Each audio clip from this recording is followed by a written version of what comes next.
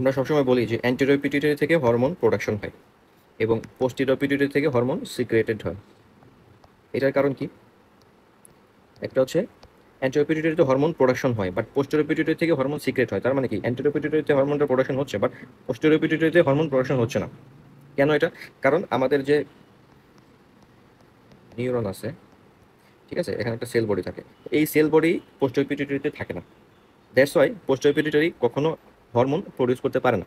They can only secrete, and they secrete হচ্ছে oxytocin and vasopressin. ঠিক আছে, oxytocin আর vasopressin, এই দুইটা হচ্ছে পোস্টেরিয়র পিটুইটারি থেকে সিক্রেট হয়। হ্যাঁ, পোস্টেরিয়র পিটুইটারিতে সেল বডি না থাকার কারণে পোস্টেরিয়র পিটুইটারি থেকে কখনো হরমোন প্রোডাকশন হয় না।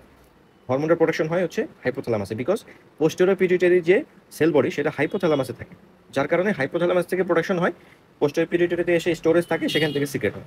That's it. তার মানে হচ্ছে মেইন কথা হচ্ছে there is no cell body in posterior pituitary, so posterior pituitary cannot produce any hormone, they can only secrete.